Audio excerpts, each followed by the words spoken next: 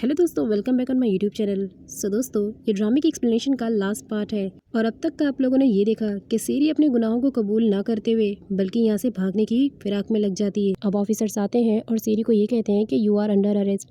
बस वो अभी भी उन लोगों से यही कह रही होती है कि ये सब उसे फंसाने के लिए कर रहे हैं, उसने कोई मर्डर नहीं किया है। इवन वो अपने डैड से भी झूठ बोलती है कि उसने कोई मर्डर नहीं किया।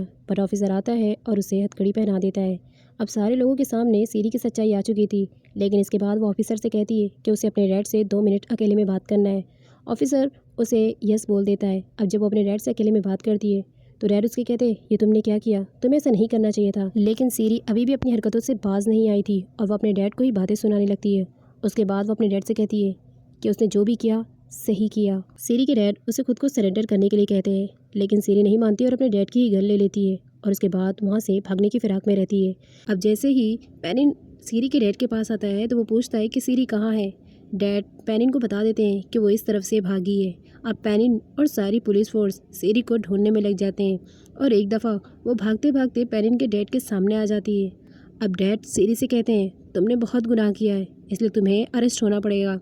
और वो उसका हाथ पकड़कर पुलिस को बुला रहे होते हैं। इतने में पीट और पो की मॉम आ जाती है। पो की मॉम जो है वो सीरी का हाथ पकड़कर कहती है कि मैं तुम्हें यहाँ से जाने नहीं दूंगी, मैं तुम्हें भागने नहीं दूंगी, तुम्हें अरेस्ट होना पड़ेगा। लेकिन सीरी उन्हें धक्का दे देती है और पेनिन के डैड पर गन तान देती है। बट पीट अपने दादा के सामने आकर खड़ा हो जाता है। अब जब एरिसा देखती है कि वो पीट के ऊपर गन रखी हुई है तो वो सीरी को रोकती है, बट सीरी नहीं मानती और गन से शूट करने ही वाली होती है। बट सामने से एरिसा आ जाती है और वो पीट को बचा लेती है। गोली एरिसा को लग जाती है। अब सीरी और भी ज़्यादा घबरा जाती है। इतने में पेनिन आ जाता है जो देखता है कि सीरी ने शूट कर दिया है और गोली एरिसा को लग गई है। अब सीरी वहाँ से डर के मारे भाग जाती है, पर एरिसा को गोली लग चुकी थी। वो बेहोश हो जाती है। पीट उसके लिए काफ़ी रो रहा होता है। अब सीरी खुद की जान बचाने के लिए फटाफट अपनी गाड़ी से भाग रही होती है, लेकिन तभी उसका ज़बरदस्त एक्सीडेंट हो जाता है और इस एक्सीडेंट में सीरी की मौत हो जाती है और सीरी का गेम यहीं पर ख़त्म हो जाता है। गोली लगने की वजह से एरिसा बेहोश हो गई थी। पेनिन उसे हॉस्पिटल में एडमिट कर देता है। पीट और पेनिन दोनों ही एरिसा के लिए काफ़ी फिक्रमंद हो रहे होते हैं। अब गोली निकालने के लिए डॉक्टर को एरिसा की सर्जरी करनी पड़ती है।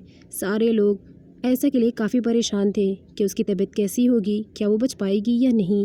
और अब यहीं पर डैड की आंखों में पहली दफ़ा आंसू दिखाया जाता है जो एरिसा के लिए होता है। अब जब पेनिन उनके पास आता है तो डैड सबसे पहले पेनिन से माफ़ी मांगते हैं और कहते हैं कि उन्होंने एरिसा के साथ बहुत गलत किया, कभी उसे समझने की कोशिश ही नहीं की, बल्कि उससे उसका बेटा भी छीन लिया।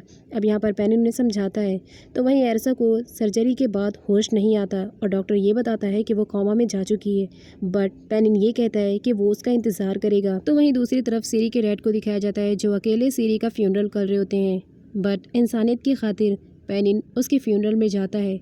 अब यहाँ पर पेनिन को देखकर उसके डैड की आंखों में भी आंसू आ जाते हैं और वो अपनी बेटी की हरकतों के लिए पेनिन से माफ़ी मांगते हैं और ये कहते हैं कि उसने बहुत गलत किया तुम्हारे साथ। पेनिन डैड की बातों को सुनकर कोई आंसर रिप्लाई नहीं करता। कुछ दिनों के बाद ये दिखाया जाता है कि पेनिन अभी भी एरिसा का बहुत ख्याल रख रहा है और आज फाइनली एरिसा को होश आ चुका है और वो कोमा से बाहर आ चुकी है। पेनिन इस न्यूज़ से काफ़ी खुश था कि कम से कम एरिसा को होश तो आ गया और अब वो पहले से बेहतर है। तो वहीं नॉन भी इस बात को अच्छी तरह से समझ चुका था कि एरिसा पेनिन के लिए बनी है, इसलिए वो अब अपनी लाइफ में आगे बढ़ना चाहता था। तो वो सामने से लिन को प्रपोज कर देता है और अब लिन और नॉन दोनों ही अपनी लाइफ में एक दूसरे के साथ आगे बढ़ना चाहते थे। तो वहीं एरिसा को ठीक होते ही डिस्चार्ज मिल जाता है और एरिसा को इस तरह से मुस्कुराता हुआ देख पेनिन के दिल को बहुत सुकून मिलता है और वो उसे घर की तरफ ले जाता है। अब एरिसा को हैरानी तो तब होती है जब पेनिन उसे अपने घर लेकर जाता है। एरिसा काफ़ी शॉक्ड होती है और वो पेनिन से सवाल करती है कि तुम मुझे यहाँ क्यों लेकर आए हो। इतने में लिन और नॉन आ जाते हैं और वो दोनों उसका वेलकम करते हैं। अब यहाँ पर दादा और पोते का रिलेशनशिप भी बेहतर हो चुका था। इतने में पीट अपनी मॉम को देखकर उनके पास फ्लावर लेकर जाता है और कहता है, पीट लव्स मॉम। अब एरिसा उसे हक कर लेती है। पीट उससे कहता है कि मॉम मुझे दोबारा छोड़कर कभी मत जाना और उसके बाद वो कहती है, ठीक है, मैं तुम्हें कभी छोड़कर नहीं जाऊँगी। अब क्योंकि डैड को भी अपनी गलतियों का रियलाइजेशन हो चुका था, इसलिए वो एरिसा से हाथ जोड़कर माफ़ी मांगते हैं और साथ ही वो एरिसा को ये भी कहते हैं कि अब उसे कहीं जाने की ज़रूरत नहीं है, ये उसका घर है और वो यहाँ पर रह सकती है। और साथ ही वो उस एग्रीमेंट को भी फाड़ देते हैं जो उन्होंने एरिसा से बनवाया था। अब यहाँ पर डैड और एरिसा के बीच में सारी प्रॉब्लम्स खत्म हो चुकी थी। अब नाइट के सीन में हमें दिखाया जाता है कि पेनिन पीट को सारा कुछ बता देता है और वो ये भी बता देता है कि पिनियो उसका डैड नहीं बल्कि मैं ही उसका डैड हूँ। पीट ये सुनते ही पेनिन को हक कर लेता है और वो इस बात के लिए काफ़ी खुश होता है कि उसके डैड और मॉम दोनों ही इस दुनिया में हैं। अब मॉर्निंग का सीन दिखाया जाता है जहाँ पर एरिसा उठने के लिए नाटक कर रही होती है। तो पीट कहता है कि अब वो मॉम को कैसे जगाएगा। एरिसा तो पहले से ही जाग रही होती है लेकिन वो उठने के लिए ड्रामेबाजी कर रही होती है। तो पेनिन पीट से कहता है मेरे पास एक आइडिया है और वो उसके कान में उसे कहता है तुम चुप रहना। अब पीट अपनी मॉम को जगाता है और उसके बाद धीरे से उसके चीक के पास जाता है पर अचानक से पेनिन उसे किस कर लेता है। अब जब वो पेनिन को देखती है तो जल्दी से उठकर बैठ जाती है और उसके बाद पेनिन कहता है आया मज़ा, हम तुम्हें जगा रहे थे पर तुम तो उठ ही नहीं रही थी। पीट भी हंसने लगता है और उसके बाद हमें कुछ दिनों के बाद का सीन दिखाया जाता है जब तीनों लोग मिलकर उसी बीच पर जाते हैं जहाँ एरिसा पहली बार पेनिन से मिली थी।